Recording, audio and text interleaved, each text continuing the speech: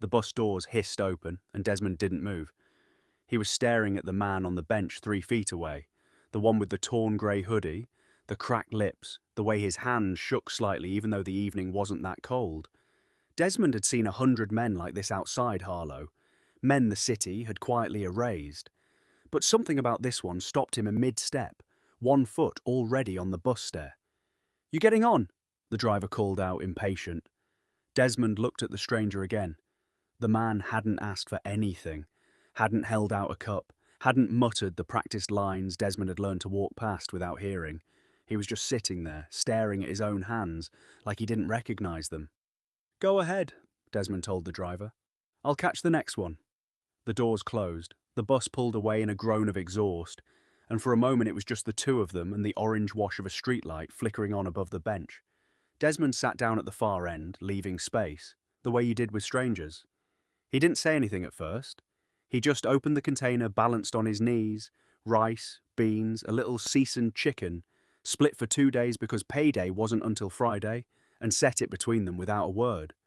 Julian stared at it like it was something from another language he used to speak fluently, and had forgotten. "You don't have to do that," Julian said. His voice came out rough, unused. It had been hours since he'd spoken to anyone who looked at him and not through him. "Didn't ask if I had to." Desmond pulled the second fork from his jacket pocket, the one he always carried out of habit, from the years when there'd been someone to share dinner with, and held it out. "You eat today?" Julian didn't answer. That was answer enough. They ate in silence for a while, and it was the kind of silence that didn't feel empty. Julian's hands were shaking less by the third bite. He kept glancing sideways at Desmond, like he was trying to solve something and hadn't found the shape of the question yet. "Name's Desmond," he finally said, not looking up. "Julian." Just Julian, no last name. Desmond didn't push. In his experience, people who'd fallen far enough usually weren't ready to say who they used to be. "You got somewhere to sleep tonight?" Desmond asked. Julian shook his head slowly, and that was the moment something in his chest cracked open.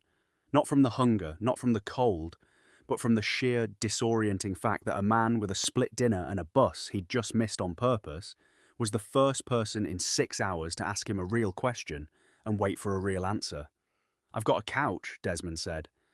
"Not much, but it's warm and my daughter's already asleep, so you won't scare her." He said it plainly, like it cost him nothing, though Desmond knew exactly what it cost. The risk of a stranger under his roof, the 8-year-old down the hall, the version of trust he'd stopped extending to most people after Sable died and half the world stopped calling. "Up to you." Julian looked at him for a long moment. Somewhere behind his exhaustion, something old and buried stirred. His father's voice, the letter, the words he'd read a dozen times without understanding until tonight. "You'll know a man's real face by watching how he treats someone who can't do anything for him." Desmond didn't know Julian's name meant anything, didn't know the warehouse he clocked into every morning technically belonged to the stranger beside him, didn't know that in less than 12 hours that ignorance would matter more than either of them could imagine. "Okay," Julian said quietly. "Thank you." They stood together, and for the first time since the security guard's hand closed on his shoulder that morning, Julian Voss didn't feel invisible. If you're watching this from somewhere far from home tonight, drop your city in the comments. I want to know where this story is finding you, and if stories like this move you, hit subscribe. Because what happens next is going to change everything you think you understand about both of these men. They walked 12 blocks to a 2-bedroom apartment above a shuttered laundromat. Julian's borrowed shoes. Desmond had an old pair by the door that mostly fit, slapping against cracked sidewalk. Neither of them talked much. There wasn't much left to say that words could carry. Inside, the apartment was small and spotless, in the particular way of places kept clean by someone who has almost nothing and refuses to let that nothing look like defeat. A child's drawings covered the refrigerator. A single-frame photograph sat on a shelf. A woman with Desmond's same tear-head, kind eyes, locking at something outside the frame. Julian's gaze lingered there, a beat too long, and Desmond noticed. "My wife," he said, simply. "Sable. She passed 2 years back." "I'm sorry," Julian said, and meant it in a way he hadn't meant condolences in a very long time. Not the practiced sympathy of boardrooms and funerals, full of people checking their watches. but something that actually hurt to say out loud.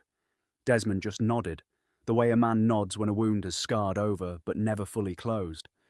Couch is yours. Bathroom's down the hall if you want to clean up. I'm up at 5 for work, so don't mind the noise.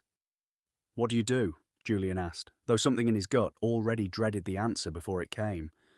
Warehouse, Desmond said, pulling a blanket from a hall closet. Harlow Distribution, 4 years now. He tossed the blanket onto the couch. Good night, Julian. He disappeared down the hallway before Julian could respond, before Julian called stop, the sentence racing in his throat before he had to decide what it would mean to tell this man the truth. 5 a.m. came in the form of a coffee maker sputtering to life in the next room, and Julian woke to the smell of it before he remembered where he was. For one disoriented second, his hand reached for a phone that wasn't there, a driver who wasn't waiting, an assistant who should have already laid out his schedule. Then the couch cushions, the child's crayon drawings taped crookedly to the fridge, the framed photo of a woman who wasn't smiling at him but at someone long gone. It all came rushing back, and with it, the weight of the decision he hadn't made yet. Desmond moved through the kitchen quietly, efficient, in the way of a man who'd done this exact routine 1,000 mornings in a row. Lunch packed, thermos filled, a note left on the counter for a daughter who wouldn't wake for another hour. There's coffee, Desmond said without turning around. Not much else. I get paid Friday. It's enough, Julian said, and he meant it more than Desmond could have known. Desmond glanced at him then, really looked the way you look at someone in daylight after meeting them in the dark. Whatever he saw made him pause half a second longer than necessary, something in Julian's posture maybe, some leftover instinct from a life of boardrooms that even 3 days of hunger and a torn hoodie couldn't fully erase. You got people, Julian? Desmond asked. Somebody I should call? The question landed harder than Desmond intended. Julian thought of Preston sliding that folder across the glass table like a lunch order. Thought of the board members who wouldn't return a call from a man they no longer needed. Thought of $11 billion sitting in accounts that couldn't buy him a single person in this city who'd looked at him like he mattered in the last 24 hours, except the one standing in this kitchen. No, Julian said. Not really. Desmond didn't push, but something shifted in his face. Not pity, Julian noted. Something closer to recognition. Like a man who understood exactly what it meant to have people who used to be close disappear the moment things got hard. I gotta get to work, Desmond said, checking a watch with a cracked face. You can stay here till Amara's up, then she'll need the front room. There's bread in the box if you want toast. He grabbed his thermos, paused at the door. Harlow Distribution, 3 blocks east if you're still around later and want to walk it off. Big ugly building? Can't miss it. Julian's stomach turned to ice. Harlow, he repeated carefully. You said that's where you work? 4 years. Desmond checked his watch again, already halfway out the door, already thinking about Bay 6 and the 2 men short and the shift that didn't wait for anyone's grief or curiosity. Lock up if you leave before Amara's awake. She knows to call the number on the fridge if anything's wrong. The door shut. Julian sat alone in the small, spotless kitchen, staring at the thermos-shaped ring on the counter where Desmond had set his coffee 100 mornings before this one, and felt the full, sickening size of what he now understood. Harlow Distribution Centre. A warehouse he had never once visited in 4 years, a name he'd only seen in quarterly reports, a line item some VP mentioned in passing during earnings calls, a building he owned outright. The man who had shared his last rail mail until Friday, who had given a stranger his couch and his daughter's safety without a second thought, that man clocked in every single day inside walls that belonged to Julian Voss, and somewhere in that building, right now, a decision had already been made about Desmond's life that Julian didn't yet know about.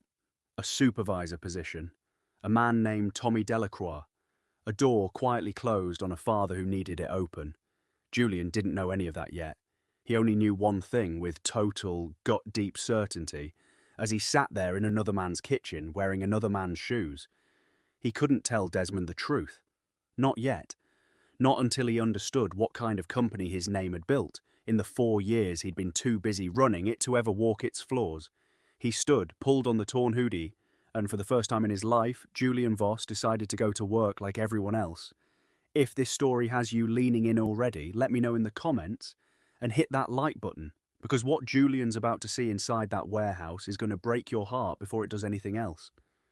The morning light hadn't fully broken over Ashcombe when Julian reached the corner 3 blocks east, and he saw it long before he reached the gate. A squat, sprawling building of corrugated steel and loading docks, Harlow Distribution painted in letters, that had faded from years of weather nobody had bothered to fix. A line of workers moved through the employee entrance in the grey morning light, hoods up, thermoses in hand, faces set in the particular blankness of people bracing for 8 or 10 or 12 hours they couldn't afford to skip. Julian stood across the street and watched them the way a man watches a country he's ruled from a map but never actually visited. He recognized no one, knew none of their names, their shifts, their children, waiting up past bedtime. He had signed off on this facility's budget every year without once asking what walking through its doors actually cost the people inside. Then he saw Desmond disappear through the gate, shoulders set, head down, already moving at the pace of a man who couldn't afford to be 1 minute late, and something in Julian's chest twisted tight. He crossed the street. He didn't have a plan. He only knew he needed to see, with his own eyes and no assistant's summary, standing between him and the truth, exactly what kind of man he'd let Preston Calloway and a boardroom full of strangers turn his company into, while he was busy grieving behind glass walls 40 floors above all of this. A guard at the gate, different guards than the ones who'd thrown him out of his own lobby yesterday, but cut from the same cloth. He'd his torn hoodie and cracked shoes, with open suspicion. "This ain't a shelter," the guard said. "Move along." "I'm looking for work," Julian said, and the words tasted strange in his mouth, foreign in a way nothing had tasted in years. "Any positions open?" The guard studied him a long moment, then jerked his head toward a trailer near the loading docks. "Talk to Grant Merchant, warehouse office, and don't waste his time." Julian walked toward the trailer, and he had no way of knowing that the name Grant Merchant would become, within the hour, the second man in 24 hours to look Julian Voss dead in the eye and see absolutely nothing worth respecting. He had even less idea that inside that trailer, seated behind a cluttered desk, sat the very man who had told Desmond Rowe just yesterday that he didn't have the right presence to lead a room. Julian was about to meet him, and what he heard in the next 10 minutes would change everything he thought he understood about the company that bore his name. The trailer smelled like burnt coffee and stale cigarette smoke. Grant Merchant didn't look up from his clipboard when Julian stepped through the door, just kept scratching numbers into a column like the man standing in front of him was one more line item to process before lunch. "Guard said you're looking for work," Grant said flatly. "That's right." "Experience?" Julian hesitated. $11 billion, 4 countries worth of manufacturing deals, a company that bore his own last name. None of it translated into a single sentence that would mean anything in this trailer. "General labor," he said finally. "I can lift, I can learn fast." Grant finally looked up, and his eyes did the same slow inventory the security guards had. The torn hoodie, the borrowed shoes, the 3-day stubble. Something in his expression flattened into the particular contempt reserved for men the world had already decided didn't matter. "We don't got open positions right now," Grant said, already looking back down at his clipboard. "Just filled the last one yesterday, actually. Shift supervisor." Julian's pulse ticked up. "Who'd you go with?" "Why do you care?" Grant's tone sharpened, suspicious now, like the question itself was some kind of trespass. "Just curious how a place like this decides who runs a room." Grant almost laughed. "We went with a kid named Tommy. Good energy, presents well. Board likes that kind of thing when corporate comes through for inspections." He said it like a fact of nature, like weather. "Had another guy up for it too, Rowe. 4 years on the floor, best numbers we got. But some guys just don't have what it takes to stand in front of people and be listened to. Nothing personal, just business." The words landed on Julian like a fist, because he'd heard almost the exact same sentence yesterday, in a glass conference room 40 floors above the street, spoken by a man who used to be his closest friend. Not personal, just business. The phrase companies use to dress up cruelty as strategy. "Sounds like Rowe deserved it," Julian said carefully, watching Grant's face for any flicker of doubt. There was none. "Maybe. Don't matter now.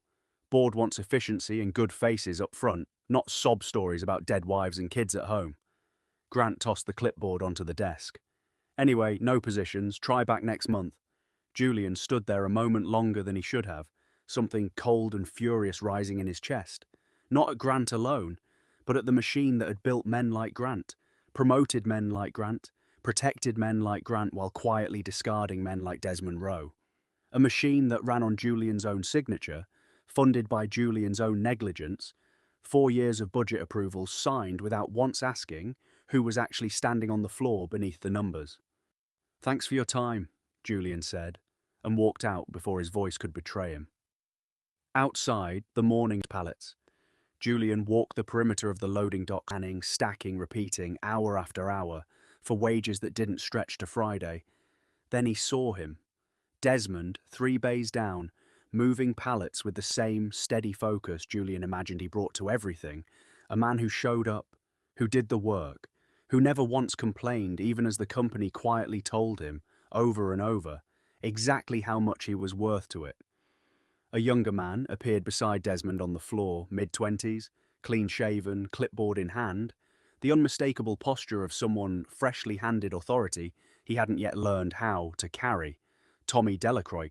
He said something to Desmond that Julian couldn't hear through the fence, something that made Desmond's shoulders stiffen, almost imperceptibly, before he nodded and kept working. Julian's hands curled into fists at his sides. He thought of the letter again. Try it once before you decide who you are, son. His father hadn't meant just skipping a day of comfort. He'd meant this, standing on the outside of your own creation, watching what it had become in your absence, and finally understanding that ignorance was its own kind of cruelty when you had the power to know and simply chose not to look. Julian didn't go back to the apartment right away.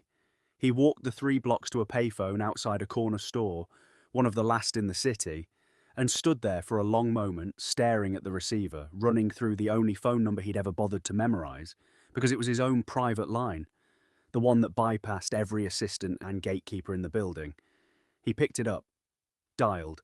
It rang twice before a voice answered, crisp and businesslike. Voss Meridian, executive line. This is Julian Voss, he said. I need you to pull every personnel file for Harlow Distribution Centre, every promotion decision from the last 2 years, and get me Grant Merchant's employment history today. There was a pause on the other end, the particular silence of someone recalibrating in real time. Sir, the board issued a statement yesterday that you were no longer... I own 61% of this company, Julian said, quiet and absolutely certain, for the first time in 24 hours. Preston Calloway can remove me from operational control. He cannot remove my name from the deed of every building it's stamped on. Pull the files, I'll call back in 1 hour. He hung up before the voice on the other end could answer, and stood there, a moment, in the grey morning light, breathing hard, feeling something shift back into place inside his chest that had been missing since the moment Preston slid that folder across the glass table.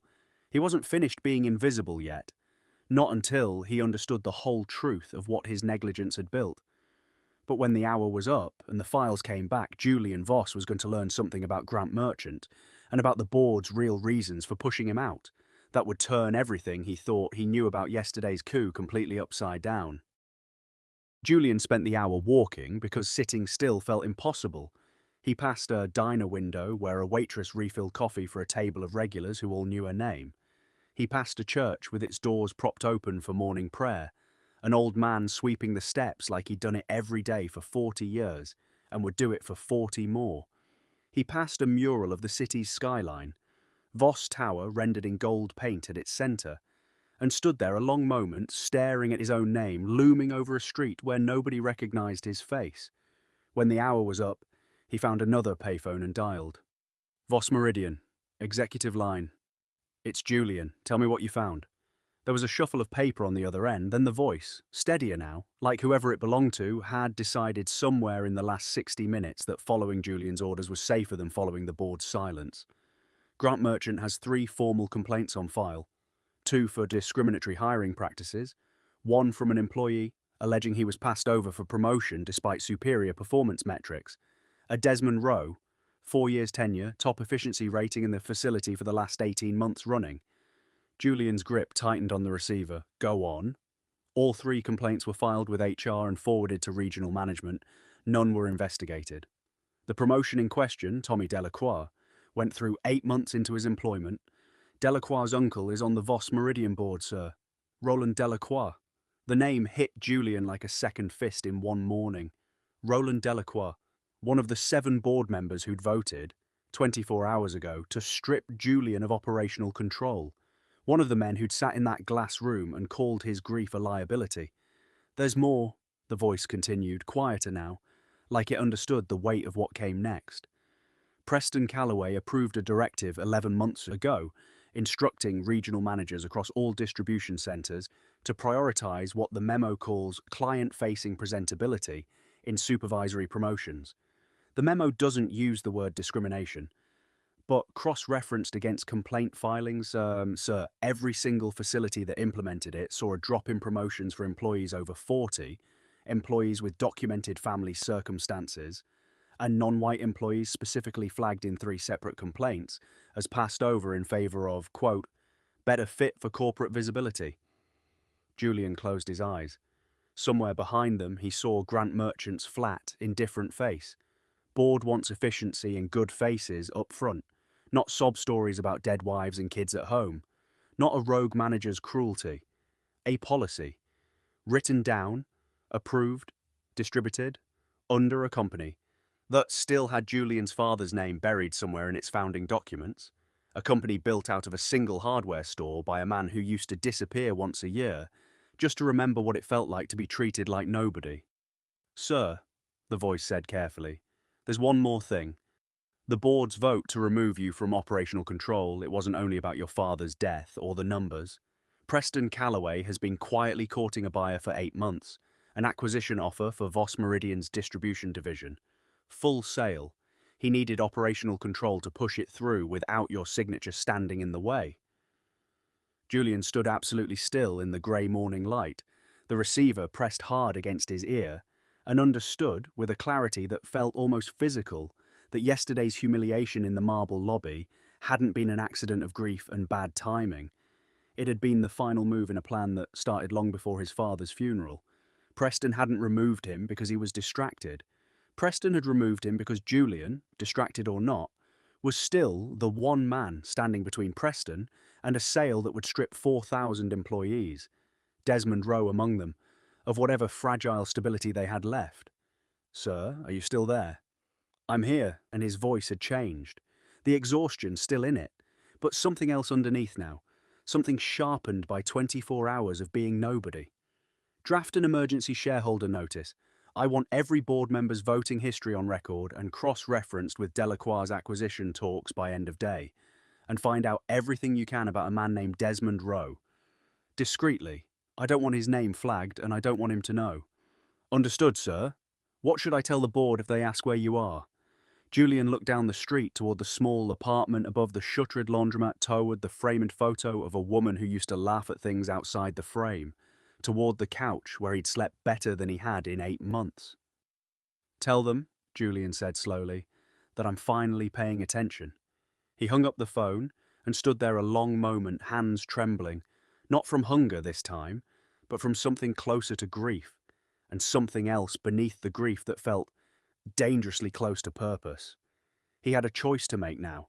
He could walk back into that trailer as Julian Voss, majority shareholder, and burn Grant Merchant and Roland Delacroix, and the whole rotten policy to the ground before lunch. Or he could do what his father used to do every year, quietly, without ever telling a soul. He could stay invisible a little longer, long enough to find out exactly how deep this went and exactly who else in Desmond Rowe's life had been quietly, deliberately failed by a company that was supposed to protect people like him. Because somewhere in those files, one more name was about to surface, a name connected to Sable Rowe's final year, to a mountain of medical debt that had never fully made sense for a warehouse worker's insurance plan, and to a decision Voss Meridian's benefits division had made 18 months ago that Julian hadn't approved, hadn't reviewed, and was about to discover changed everything. If this story is hitting you right now, tell me in the comments. Has a stranger's kindness ever shown up exactly when you needed it most? Give this a like if you're feeling it, because what Julian finds next about Sable Rowe is going to break something open in this story nobody saw coming. The call came back 40 minutes later, and this time the voice on the other end didn't wait to be asked. Sir, I found something you need to hear sitting down. Julian gripped the payphone receiver tighter. Tell me. Sable Rowe was enrolled in Voss Meridian's employee health plan through her husband's coverage.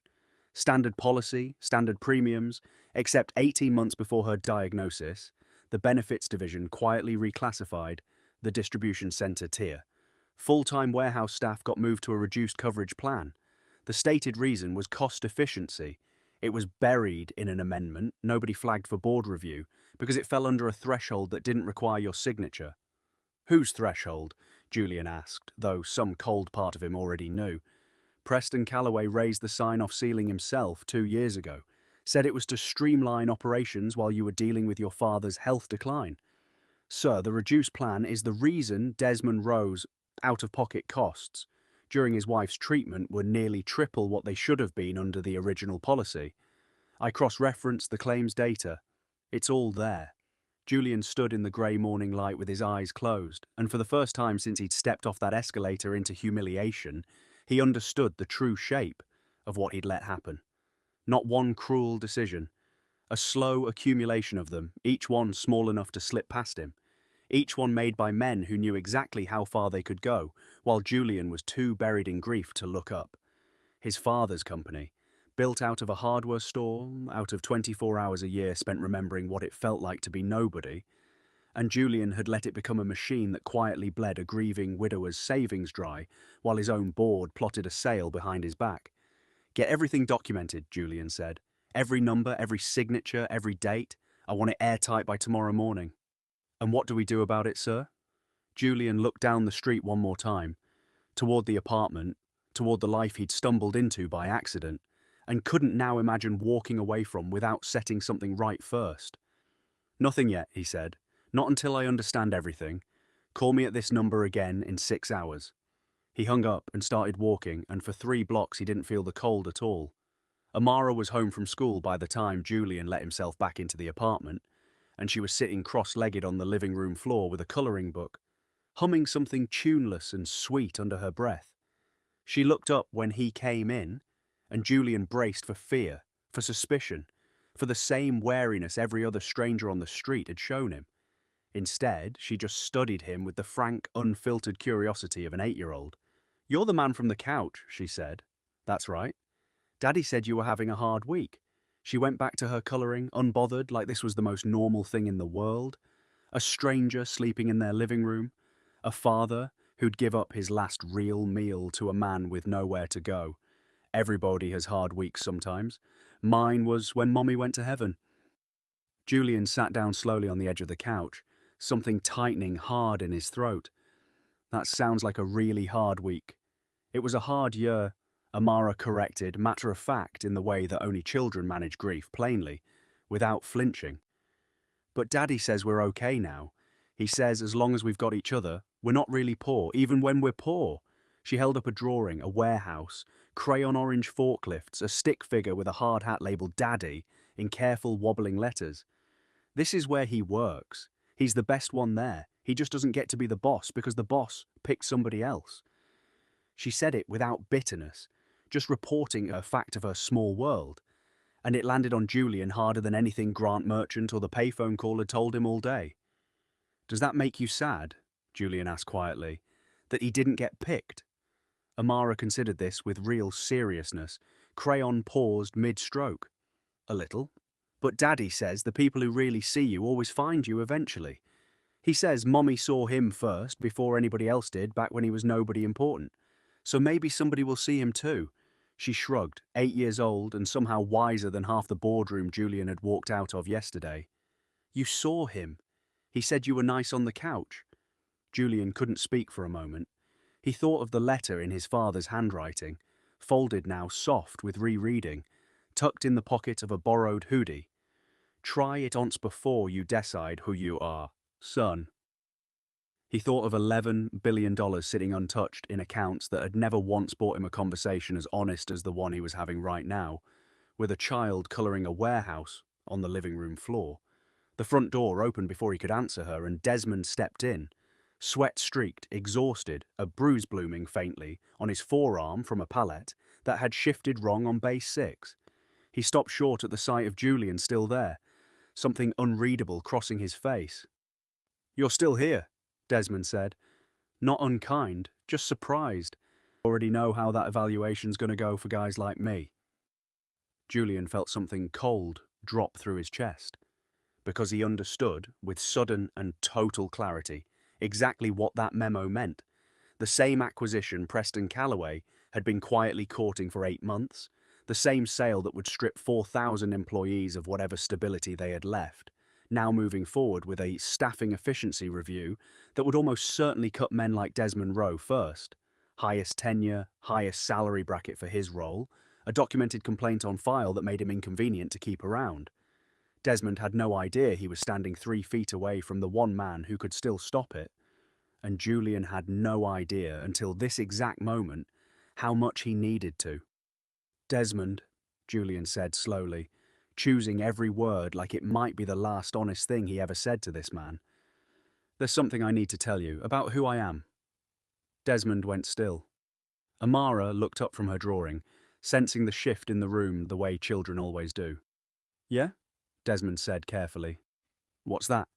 And for the first time since the marble lobby, since the escalator, since 2 security guards dragged him out into the cold, Julian Ashford Voss opened his mouth to tell the truth and found himself terrified, in a way $11 billion had never once made him feel, of exactly what he was about to lose the moment he said it out loud. If you've ever had to tell someone a truth that could change everything between you, you know exactly the fear Julian's feeling right now. Tell me about it in the comments, and like this video if you're holding your breath waiting for what he says next. "I'm not who you think I am," Julian said. Desmond's face didn't change right away.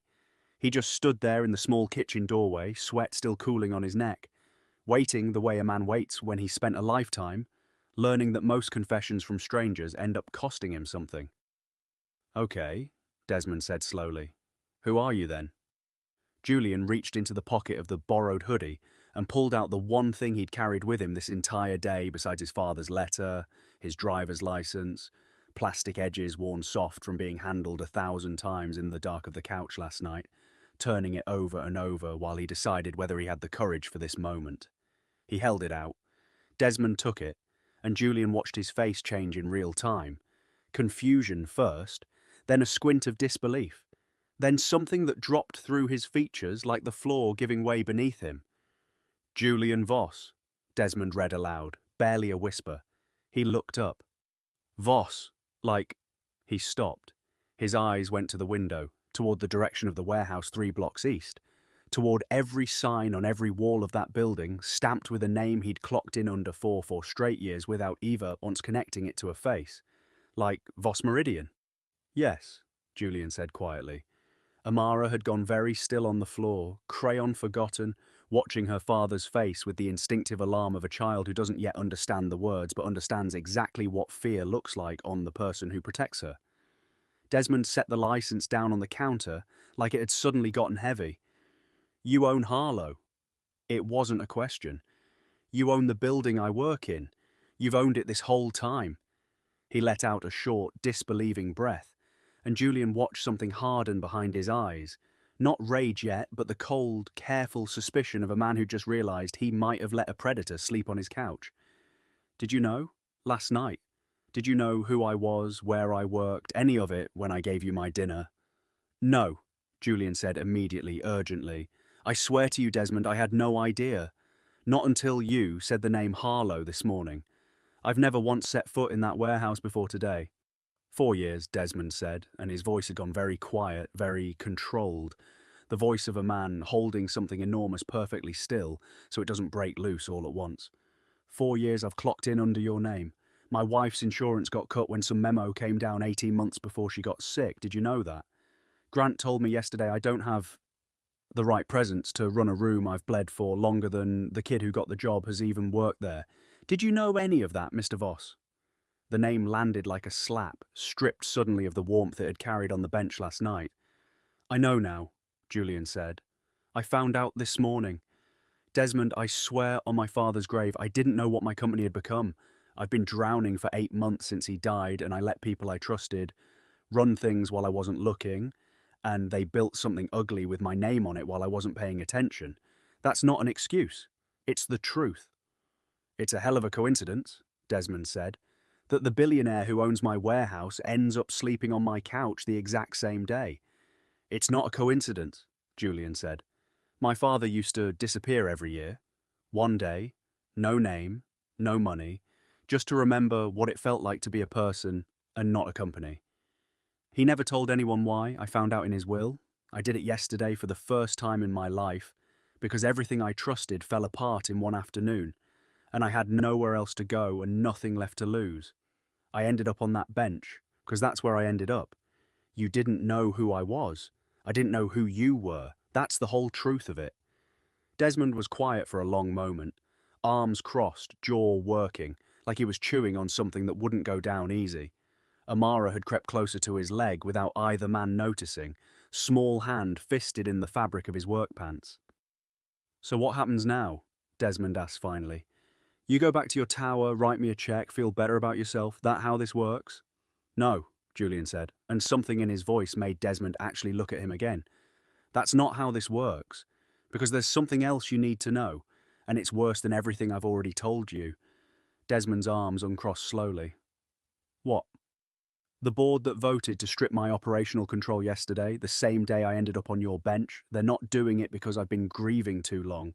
They're doing it because my co-founder has spent 8 months quietly negotiating to sell the entire distribution division. The disoriented man from the bench, but someone else entirely. Someone remembering piece by piece exactly who he used to be before grief buried him. 4 years tenure, top pay bracket for your role, a documented complaint on file that makes you inconvenient to keep around.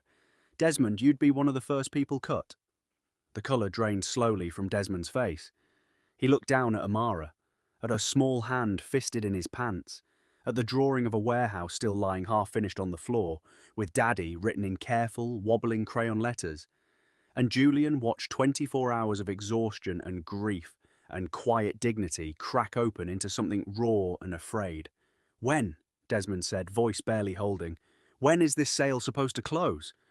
I don't know yet, Julian admitted, but I intend to find out tonight, and I intend to stop it, if I still can.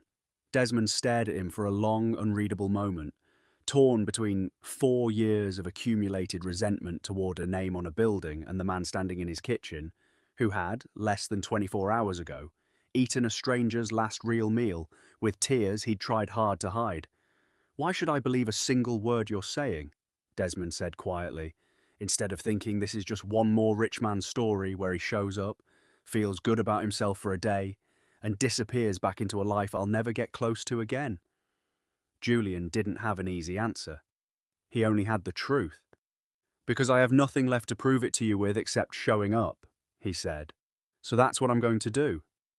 Neither of them noticed, in that charged, breathless silence, the headlights sweeping briefly across the living room window from a car that had pulled up outside and idled at the curb. A black sedan Julian would have, recognize it instantly if he'd been looking, the kind that only ever waited for one person in this city. Preston Calloway had found him, and whatever Preston was here to say, it was about to make the next 10 minutes the most dangerous of Julian's entire life. If you think Desmond's right not to trust him yet, say so in the comments, and subscribe now, because the next part of this story is about to blow this whole thing wide open in a way you will not see coming. The knock came sharp and deliberate, 3 raps that Julian recognized instantly. Preston's knock, the same one he'd used on Julian's office door for 15 years. Stay back, Julian said quietly to Desmond, moving toward the door himself. Please, let me handle this. Desmond didn't stay back. He stood in the kitchen doorway with Amara pressed close behind him, watching. Julian opened the door, and Preston stood there in a tailored coat that looked absurdly out of place against the cracked stairwell and peeling paint, flanked by a driver who kept his eyes forward like he'd been trained not to see anything. You've made this very difficult to find, Yubo, Preston said, stepping past Julian into the apartment without waiting to be invited, his gaze sweeping the small living room with poorly concealed distaste.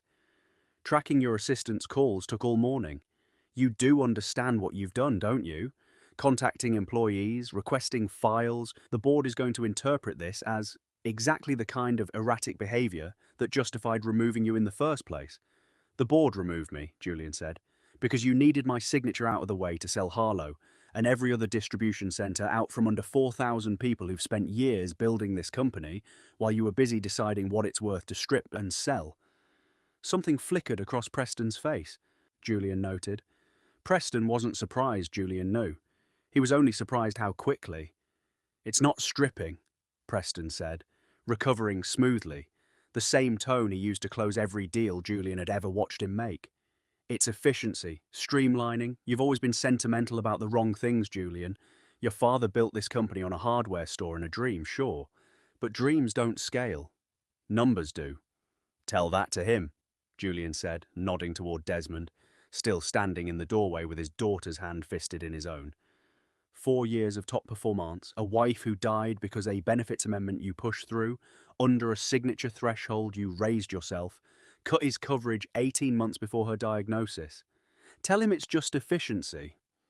Preston's eyes flicked to Desmond for the first time, dismissive and brief. The same look Julian had watched 100 board members give 100 spreadsheet line items. I don't know this man. No, Julian said, and his voice had gone very quiet, very final. You wouldn't. That's exactly the problem. He crossed the small room to the counter, picked up the payphone number scribbled on a torn receipt from that morning, and dialed his assistant's direct line on Desmond's home phone. It's Julian, he said when it picked up. Emergency shareholder notice, effective immediately.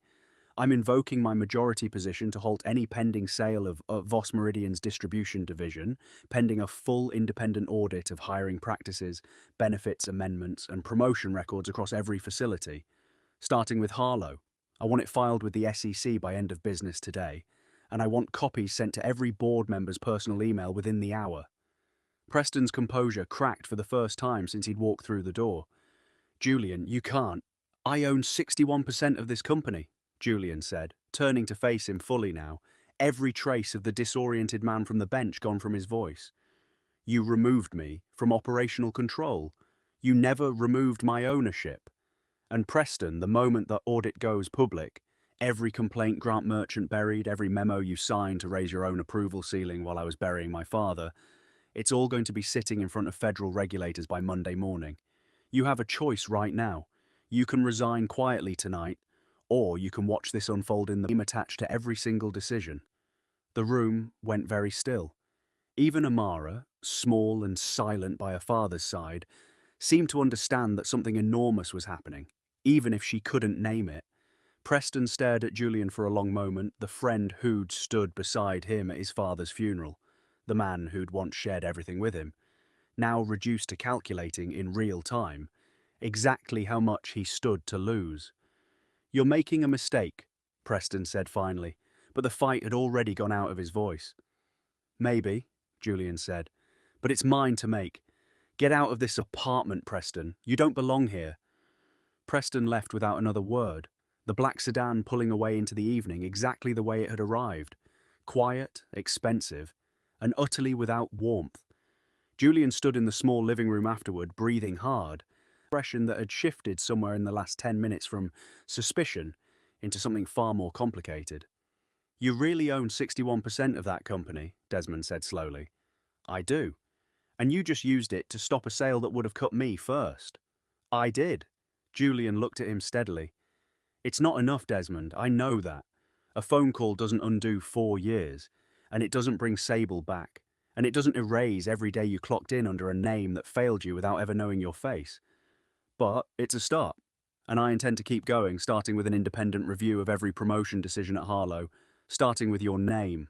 Desmond looked down at Amara, who was watching both men with wide, solemn eyes, and something in his shoulders finally, slowly, began to loosen. My daddy always tells me the people who really see you find you eventually, Amara said quietly, repeating her own words from earlier without quite understanding how much weight they now carried. Did you find him, Mr. Voss? Or did he find you? Julian felt his throat tighten. He thought of his father's letter, folded soft in his pocket. I go missing every year because it's the only day I remember I'm still a person and not a company. He thought of a cracked bench, a split dinner, a second fork offered without hesitation to a stranger who had nothing left to give in return. I think, Julian said slowly, We found each other. 3 months later, Harlow Distribution Centre had a new sign above its entrance, freshly painted, no longer faded, and a new shift supervisor whose name was stitched onto his uniform in careful blue thread. D. Rowe, Grant Merchant, no longer worked there. Neither did Roland Delacroix, whose nephew's promotion had been quietly reversed, following an audit that made national head exposing buried inside one of the country's largest logistics companies. Preston Calloway resigned before the SEC filing became public, and Voss Meridian's board was rebuilt from the ground up, this time with 2 seats reserved permanently for employee representatives elected by the workers themselves. Julian visited Harlow every week now, not as an inspection, but because he'd promised himself he never wanted to run something again without knowing the faces underneath the numbers. He still kept his father's letter folded in his desk drawer without telling a single person at the company. He disappeared for 24 hours, no phone, no driver, no name, because some lessons, once learned properly, deserve to be honoured every single year for the rest of a life. Desmond still lived above the shuttered laundromat, though the laundromat wasn't shuttered anymore. Julian had quiet opening under new ownership, run by a woman from the neighbourhood who'd been trying to save enough for years. Amara had a new drawing on the refrigerator now, one with 2 stick figures standing side by side outside a warehouse, both labelled in careful crayon letters. One said Daddy, the other said Uncle Julian. Some nights when Julian sat on that same couch in that same small apartment, sharing dinner from containers meant to stretch further than they should, he thought about how close he'd come to never learning any of this, how easily $11 billion could have kept him comfortable.